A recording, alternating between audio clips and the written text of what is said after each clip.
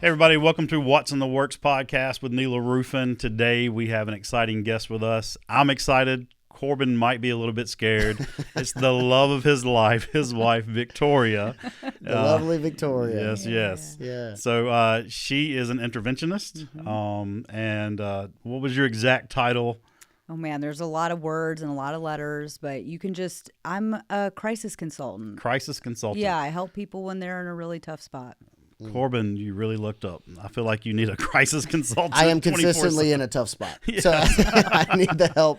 She's on retainer. Yeah. Actually, no. I really need this roofing thing to work out well because the money will run out and I will be in trouble. Well, Victoria, thank you for joining us. Yeah. And we have you today because you and Corbin both are involved in a lot of the recovery culture and helping people through tough seasons of their lives. And I think you guys do a great job at that. You both truly have a heart for that. Thank you, and so, Corbin, you have been involved with an organization called Roofers for Recovery.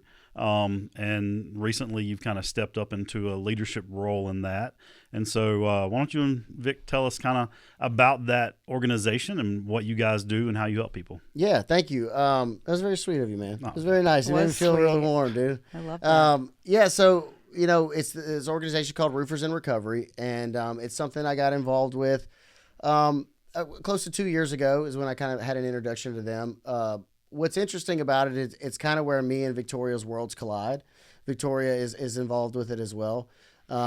Recovery is a big part of my life. I'm a little over 9 years sober, completely sober. I haven't had, a drink or anything in 9 years. And so being active in a recovery community has been like the foundation of how I built it. The spiritual principles that we practice in recovery are what I've tried to incorporate in my business. And it's really a complete lifestyle change, and it's giving yourself a different set of principles to live by. And it's transformed my life. When I rolled into roofing, I really did not have much, and I've been able to build a foundation through construction, but through recovery that has been able to, I've changed my life. It completely changed my life, and we get to have front row seat to watch it change others' lives, and it's really important. I think it's something that I think a lot of people would benefit from. A lot of people do benefit from it. But specifically to Roofers in Recovery, it's a nonprofit that got started about 6 years ago.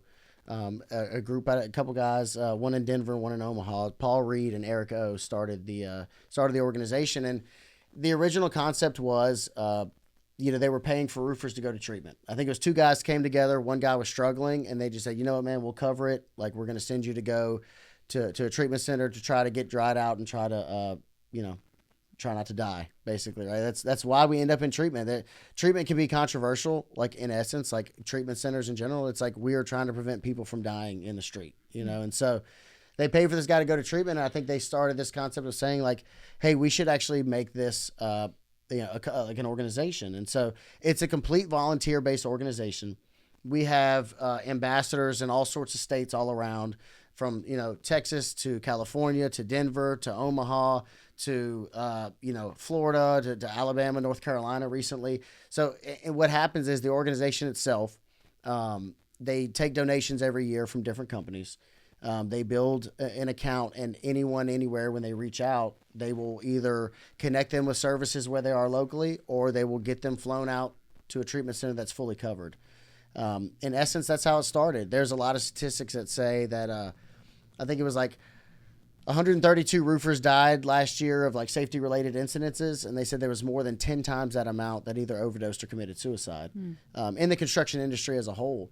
There's one that also said the roofing industry specifically is 7 times more likely to suffer from substance abuse or mental health related issues.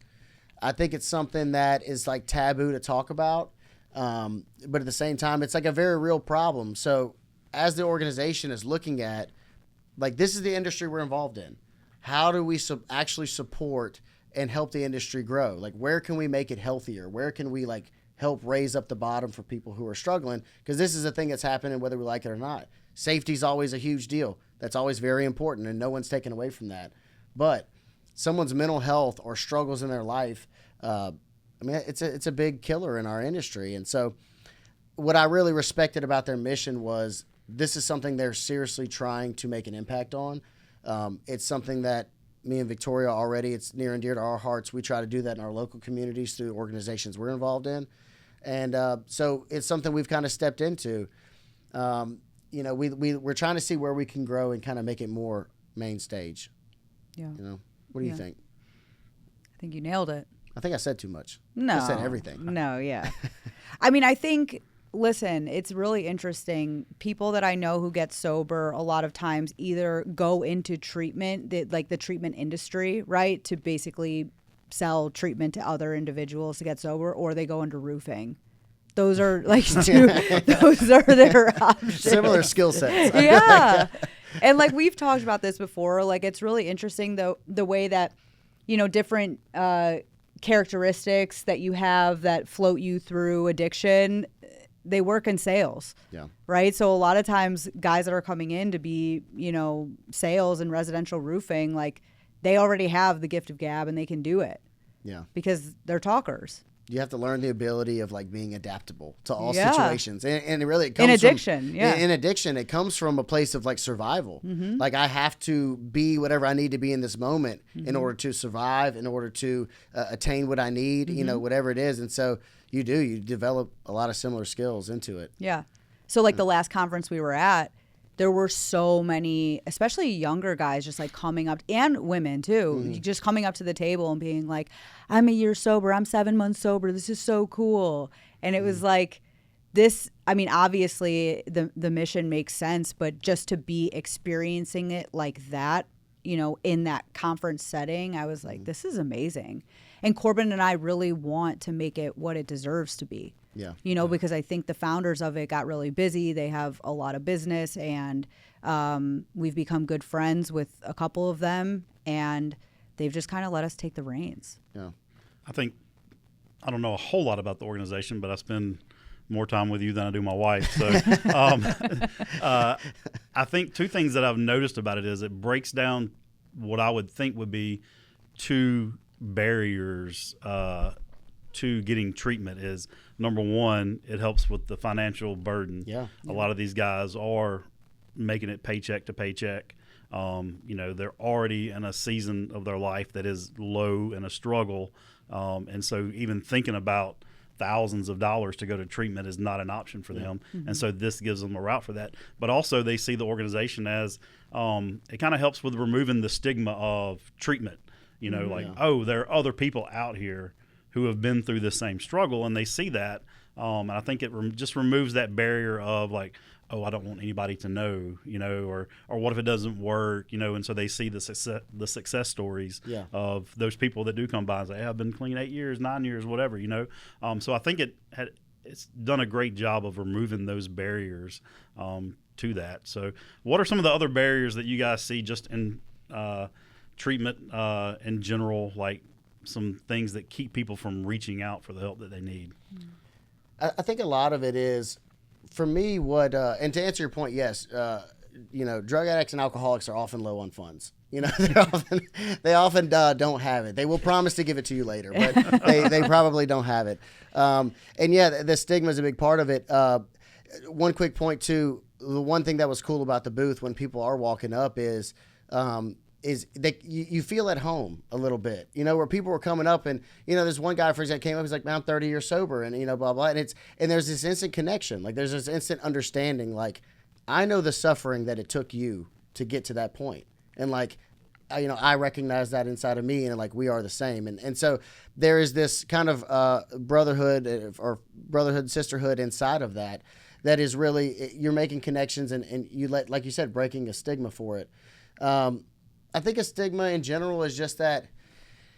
So another thing that we're trying to encapsulate is mental health. Drug and alcoholism is one thing, but mental health is also something that struggles. And honestly, they're kind of one in the same, I believe. I think they really parallel. They're the same.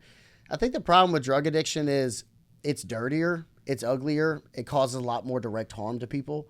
It causes a lot of chaos, and it just hurts. It hurts you and it hurts everybody. And so I think it's harder to have compassion for that, for the direct harm.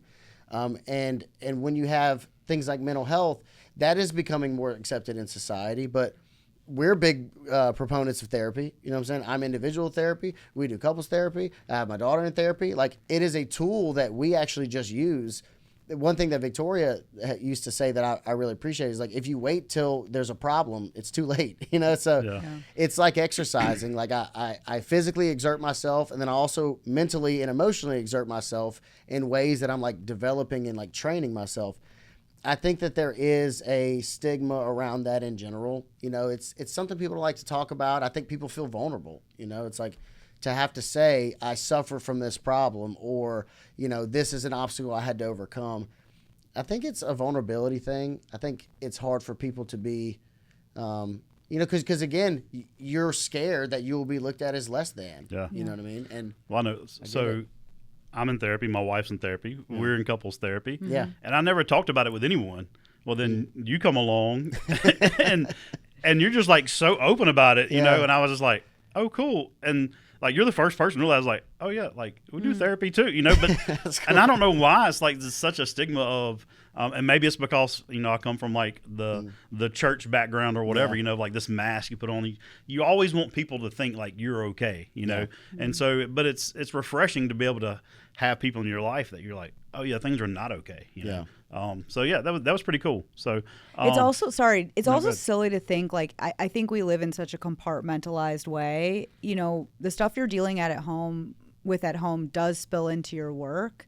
And especially if you're struggling mentally or if you're struggling with substance use, that is going to happen in the workplace. And there's no way around it. And a lot of times leaders in the workplace have no idea how to deal with it, right? And there's a lot that Roofers in Recovery is trying to do to also bring training to leadership teams to help them understand, like, this is actually how you treat somebody who's in a crisis. Yeah. You know? Yeah. And I think there's also a stigma from people who have not ever been around substance abuse that, oh, it's just losers, people who have no idea what they're doing. Yeah. There are very high value people who struggle with substance abuse that have a lot to give to society. And so I think it's great that, you know, y'all help companies see like, hey, these people are valuable. They can be of value to your company. Yeah. And they were, right? Yeah. Until they started becoming a headache for you. Exactly. And you're like, oh, we got to get this guy out of here. Yeah. It's like, well, what about helping him? And we're able to maybe build a network that can like give him back to you. You know what I'm saying? Like, that guy can go back and perform. In a stronger and healthier way. In a stronger and healthier way. And so, man, look, it's wide open on what we're trying to do with this thing, but it's an exciting possibility for us. And we see so many avenues that it can grow to. And, you know, we want to really encapsulate. There's a company I connected with over in Arizona, and they're kind of all across the West Coast. And they're a company that, you know, it was two guys met in federal prison. They decided together we're going to change their life. They come out, they get jobs in roofing, they start their own roofing company, and they built, you know, a $100 million a year roofing company based off of reintegrating incarcerated people back into the workforce. Like, that's their mission. So, like, even reintegration services, I think, is something that we're kind of looking into as well. Like, you know, people who come out of incarcerated situations, like, being institutionalized is a real thing. You know what I'm saying? Like, an institutionalized mindset coming back into the real world, it's harder to kind of get back in. You're in survival mode. You know what I'm saying? I'm speaking it as if I know from experience. I really don't have that much experience. I wish I did. I wish I had. It would have been so much cooler. It made me so cool if I actually did jail time. It's something I'm embarrassed about, actually. But you know, like, that is a thing. You know, it's like, how do we rehabilitate people as a whole? And it's like, can we conquer the whole world? No. Can we make an impact right here in the industry we're already in? Maybe, you know, and like, I think that's what I want to push for. It's like, maybe we can. Yeah. If one person's life gets changed, and like, isn't that what we want? You know, if one family gets like back on their feet and reconnected, like, dude, then like, I can like, then my life's purpose has been fulfilled. I think, you know, that's what we're put here to do. And to your point about people want to hide their struggles, I understand that. What recovery forced me to look at it as is, like, if I have overcome an obstacle in my life, I personally, recovery has taught me to feel a responsibility for that, because I found the way out. Like, I walked out of the dark situation, and now it is my journey to look back and pull others back with me. So the more I'm able to actually say, this was an obstacle in my life and I overcame it, you become, whether you like it or not, you become a billboard, or you become, a beacon of there is a way out, and people, will reach out. People reach out and ask for help, and that's what I feel like the purpose is. If I just overcome my struggles and then just continue to live my life in silence, then all the suffering was for nothing. It's like recovery taught me if I could take my past and give it a purpose and say, I struggled so that I can help avoid others from struggling. Like I overcame this so I can help, reunite other families, reunite other people back to their true self. Like that's what I feel like I went through it for. Otherwise, why did God give me the lesson to walk through? Yeah. So, with the organization itself, we're looking at maybe growing it into a conference is what I think we would love to have. Talking about people coming by the booth and connecting, it's like there are people all over that we can connect with and bring into our own network inside of it.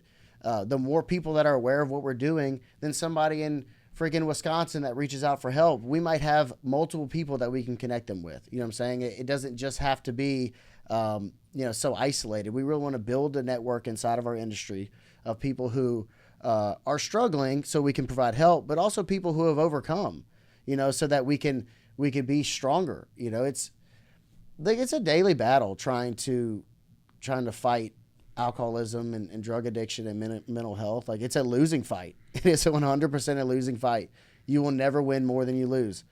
But you fight for the win. I mean, that's all we can do. Mm-hmm. It's a heartbreaking struggle, but there's a real sense of like true inner joy when you watch somebody, when the light comes back on, for somebody. And some of these, like I have the privilege, like working with a little men's community, and I see some of these young guys come in. I mean, I was 25 when I got sober. I was pretty young, I started struggling early, but there were people who wrapped their arms around me early, and people who really like shepherded me into this. And without those people who stuck around, I don't know if I would have come out of it, And so it's like, now we have to keep the lights on, we have to keep pushing it forward. And I think in our own industry, there's just a lot of stuff we can do. And again, I want to emphasize, this is a volunteer-based organization. We do this for free and for fun. We're not affiliating necessarily with any specific type of recovery, because recovery, I think for us, recovery means something to everybody. And I think it's easy to isolate the word recovery and think of one path. But truly in-house treatment center, like in-house treatment center, or just 12-step program, or just through the church.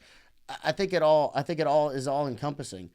There are some people who, maybe struggled, with alcohol abuse, that were able to stop and completely change their life and move forward. And like, if that person identifies that he recovered from that state and is living a better life, like, who am I to say that that's not recovery? Recovery looks like all sorts of different things. It looks like recovering from mental health.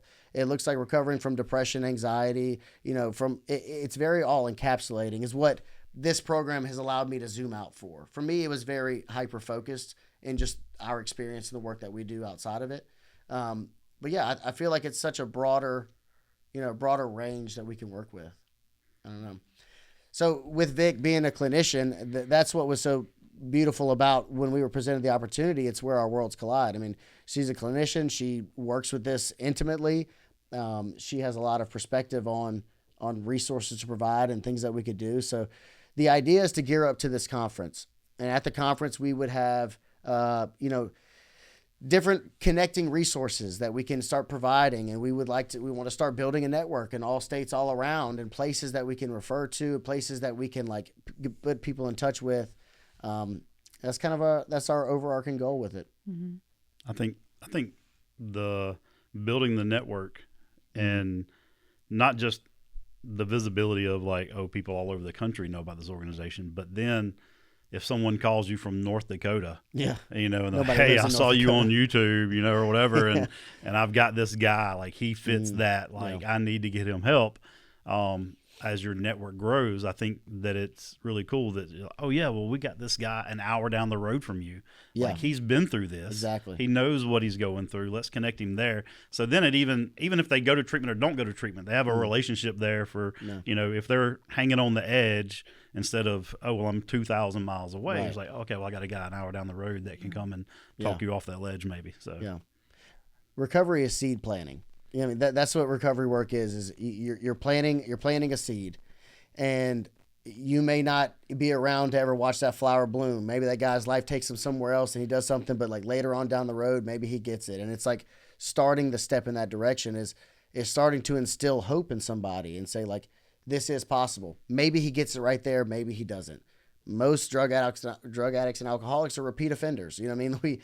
There's a lot of stumbles that happen before it really takes hold, but you pick up little pieces whether you realize it or not along the way. And when I was able to finally put it together, I could look back at all my stints in institutions and realize I was picking up little pieces, to finally get me here to the place where I can make a decision, Mm-hmm. I love the opportunity to use the network I've created over the last 10 years. I travel nationally for my work, right? So the fact that Roofers in Recovery could reach out to me and say, we have somebody in Kansas, we have somebody, in Alaska, like more than likely I can find them help within 1 to 2 phone calls. And that's only because I made the decision when I was sick of making very little money for myself and a lot of money for other people that I want to go and take the reins back in my career and do something to really affect change and make, a lasting name for myself in my industry. That was really important to me. And I know that a lot of people feel that way. Like you want to be somebody who makes change and that people depend on and that people can call when there's something going on, whether it's construction or, addiction or whatever it is. Like I just really have been on fire for my own career for, the last decade. Well, I know, like I've told Corbin before, like what you guys do, it really does feel more like a calling than just like, oh, this is something that I do. And so the people that do that are very passionate about it. Yeah. I've told Corbin, I was like, you're a pastor. You just don't realize it. Like you Yeah. have a calling of a pastor in your life. You're shepherding other people, sharing your past experiences, bringing them up towards a common belief, So, he may not be in a church, but, but he is a pastor, and the same thing for you. You're doing the same thing and you have this calling. So like, what was the moment in your life that you thought like, I want to do this? This is what I want to do. I want to help people. Yeah. Honestly, I have been that way since I was little. I was always just kind of putting myself out there to help others at the expense of myself. And then when I got sober and I'd flunked out of college. And so I started going to community college, and I was kind of in this place where I just thought like, I want whatever I do to have a lot of purpose, and I want to be able to leave a legacy for whoever's in my life, whether I ever have a family or, whatever it looks like. And I've just followed that path. And anybody who doesn't have experience with addiction themselves in some way, like I never understand why they want to get into this field. It is grueling, like Corbin said, it's very rare that people truly get well. It's a lot of heartbreak, and it's a lot of repeated conversations. It's a lot of just repetition. Like, well, yeah, I know, man, but maybe you should try this again for the 100th time, And so like, I've just followed it, and I've never wavered. I've never wanted to do anything else.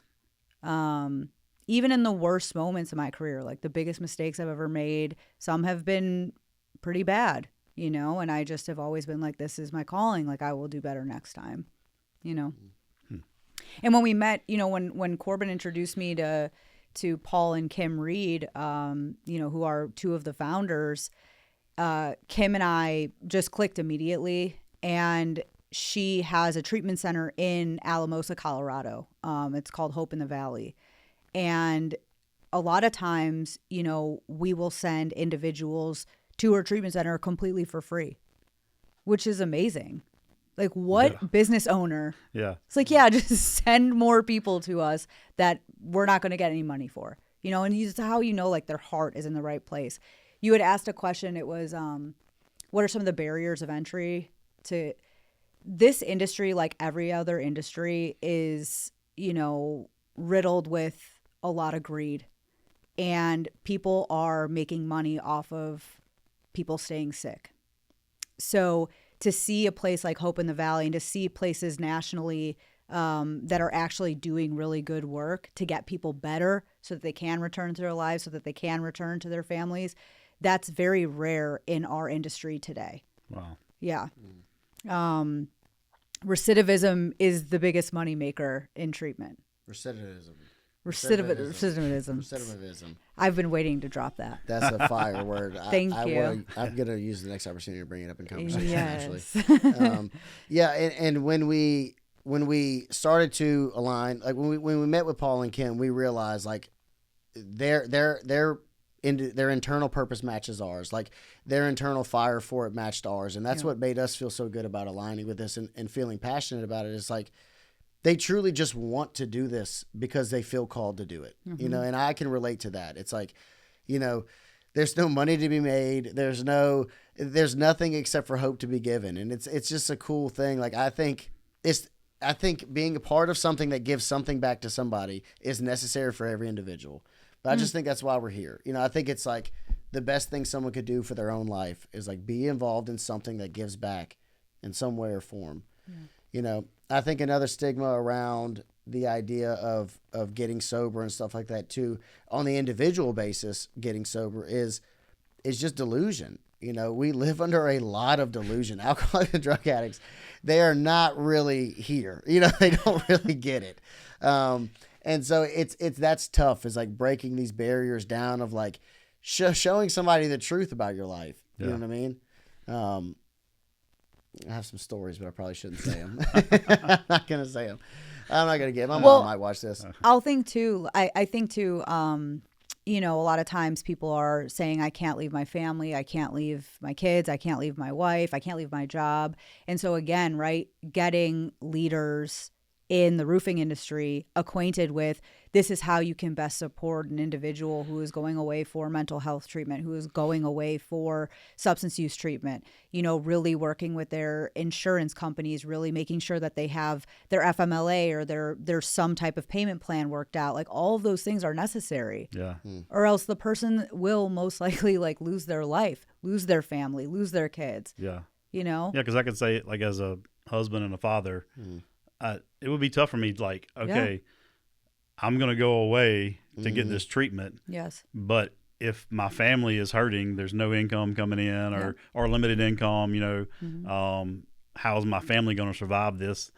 And then especially if you put that in an addict's mind as just another excuse to not go. All we need is a really good excuse. Yeah, we love an excuse. I will tell one story about that. So I was in a treatment center one time. I knew he couldn't help it. I couldn't help it. I'll tell this one story. It's innocent. I was in a treatment center one time. Okay, and this speaks to like the delusion and the thoughts that start to come in order like to make this false reality. So I'm in this treatment center, all right, and I'm in there maybe a week, 10 days or so, and I come out onto the yard and I'm feeling all full of the spirit, and I walk out and I say, guys, I prayed about it and I realized that I need to go home early because my family needs me. And I remember there's a moment they all kind of looked at each other, and one dude in the back piped up and he said, I'm pretty sure they're the ones who dropped you off. I don't think they need you. Like they brought you here. You know, like, I think they were trying to get rid of you. You know, but that speaks to it. You know, it's like I will tell myself anything to avoid it. But that is the part. That is what alcoholism is to me. It is like the fact that the mind will tell me anything to avoid addressing the problem.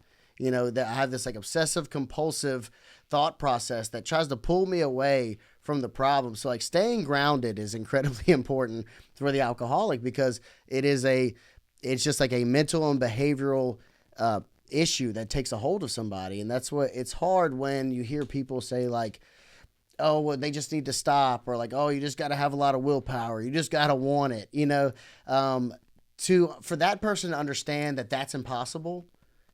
They can't comprehend it any more than I can comprehend. Like, oh, I just like Nancy Reagan, just say no.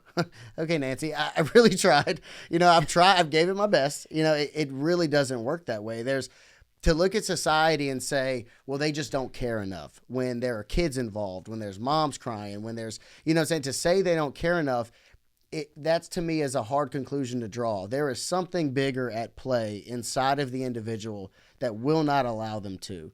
And so the only hope you can do is you hope to dry them out. You hope to try to present them with truth. You hope to try to bring them back into it. And then the hope is that one day they put it all together and they're able to grab onto something. But it takes a lot of commitment to it's changing not just my mindset, but behaviors. It's like I change my behavior first, then it's like my mind follows, then my emotions follow afterward. It's like I had to completely change my behavior pattern, which changes the way I start to think, and then it changes the way it's like, it's as simple as like if you want to feel good, do good. Oh, you want to feel good about yourself? Then go do something good for someone else. You know what I mean? You want high self-esteem? Go do an esteemable act for somebody. You know what I mean? And it's like then you start to feel real purpose and real like positive motion. I don't know. It's hard to explain. Yeah. Well, and I think a lot of times too, it's not just about the addiction. Mm-hmm. Like there's the mental health part of it rolls into that. 100%. So like, I know looking back at my life, the seasons of my life that I struggled with substance abuse, like it wasn't the substance that was the core issue. It was trauma or something in my life that I had not dealt with. Mm-hmm. I didn't want to live in reality. I didn't want to deal with it. And so that was just an escape for me to not have to deal with it. I could be numb for a little while and not hurt or not think about that or not have to deal with my past or my decisions. And so then it just become like I'd wake up the next day and be like, oh, well, I'm back to reality. Mm-hmm. I don't want to live here, and this sucks. Yeah, it sucks, and so it was much easier, and my wife helped me a lot with that of understanding, like if I don't deal with the mental health issues, the demons in my past, like the addiction is always going to keep coming back. I haven't done anything in probably close to 25 years. My wife still regulates Tylenol PM in our house. She's actually our next guest. And so because she knows like the beast that it was within me at one point in my life, and so it's like, okay, like we're not going to take that chance on that. Yeah. I mean, I was a youth pastor and I had a root canal, and I had been clean for probably a decade, and he gave me some pain pills. Those things, it gave me 30 of them. This is back before they lowered it down. Oh, we'll just give you 3 or 5 or whatever. It gave me 30 of them for like a root canal. Dude, 3 days, those things were gone, and my wife was like, what happened? It's like, I don't know, like I messed up, I just didn't realize. And so it's, I think sometimes it is so much more than the substance. And so I think it's great that there's organizations that you say it's not just about the one thing. It's not just about the in treatment. It is about the mental health as well, that once people do get clean, they get dried up, like, okay, well now let's help you deal with what got you there. Yeah. How do you support the individual after the fact? It is. And in recovery, you learn pretty early on whenever you start getting introduced to it is that drugs and alcohol are a symptom. They're a tool that I used to navigate through life. And the problem is you use the tool for a long time and at some point the tool stops working and really the tool actually becomes problematic. Continuously keeping that, that type of state existing in you, it's very strenuous. It causes a lot of problems. You start having to do things that you would otherwise normally not do in order to maintain that level of existence because it's all It's you truly, it's a survival mechanism at that point. It's truly like built on like, I just have to survive. And in order to survive, it equals me feeling like this, me using this in order to get through the day. And you get so stuck on that.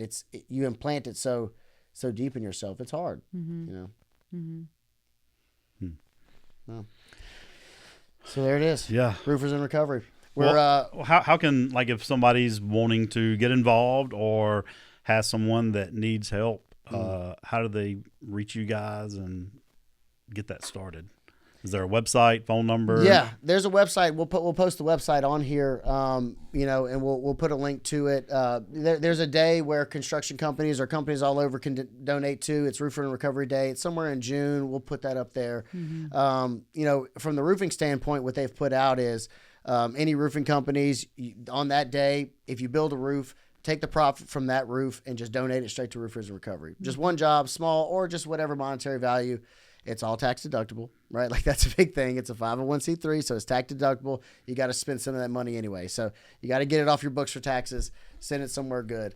And that's where we're taking it now is we want the brand to be bigger and more recognizable inside of the industry so people know where they can turn to. Mm-hmm. Like you said, somebody in North Dakota reaches out and they've never heard of any organization like this to support.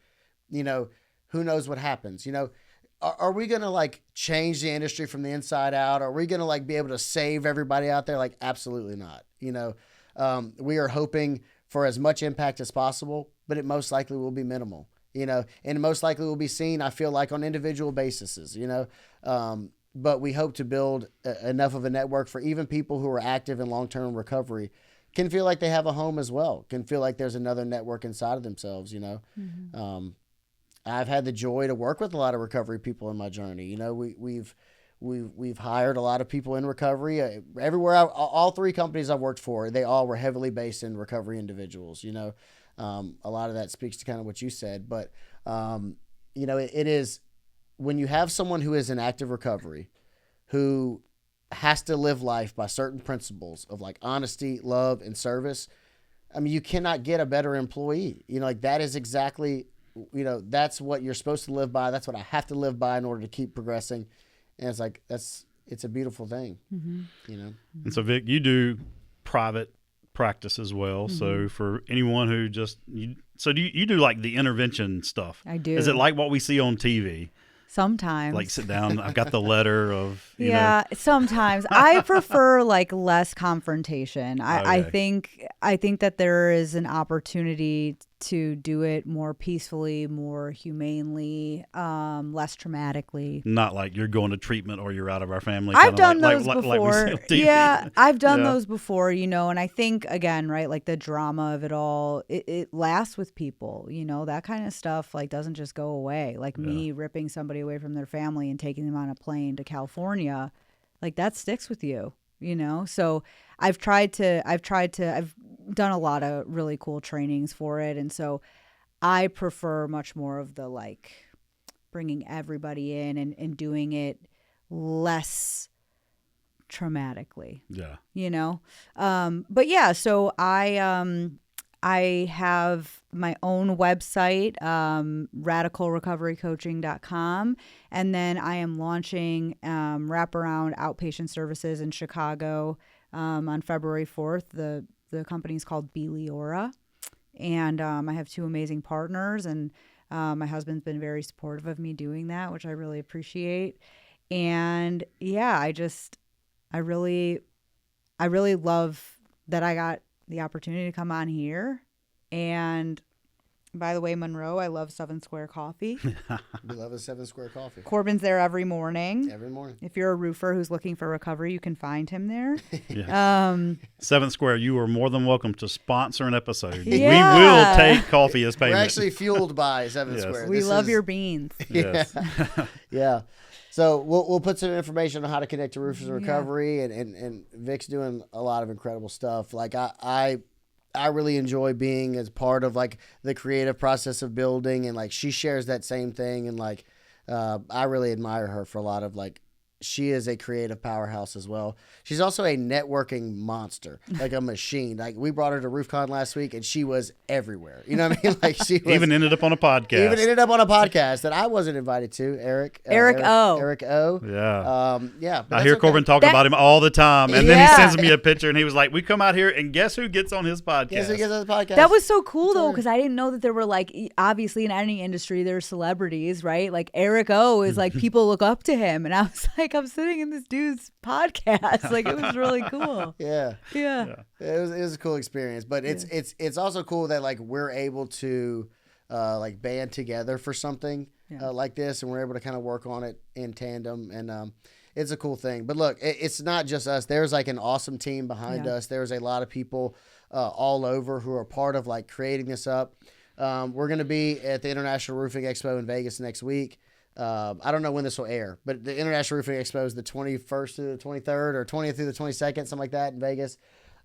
We set up booths at these conferences. Obviously, we host 12-step meetings in the morning. We kind of create a space at these conferences. Vegas gets a little weird, so if anybody there is in recovery, we try to like hold a space for them to be like, hey, you can always just come find us over here. You know what I'm saying? If it gets a little weird, like just come find us, and we're just hanging out, probably drinking way too much coffee and telling stories. So, it's a great thing to be a part of. I feel honored and blessed to be a part of it. I feel honored that my wife is able to align with me in it. I feel honored to have you, man. You're just a great guy, dude. You are, Casey. Thank you guys for being here. Thank you, Vic, for being here. Yeah. And it was an honor. And hopefully somebody will see this and, maybe to spark something within them to get involved. Yeah. Whether it's an individual or a roofing company that sees this. I think all roofing companies should, in some way, big or small, want to better the lives of their employees, because that just benefits them as a company. And so I think this is a great avenue with the risk involved with addiction and roofing and mental health issues. A great way for them to do that. So thank you for coming out. Thanks, guys. Thank you. You guys join us next time. Thanks.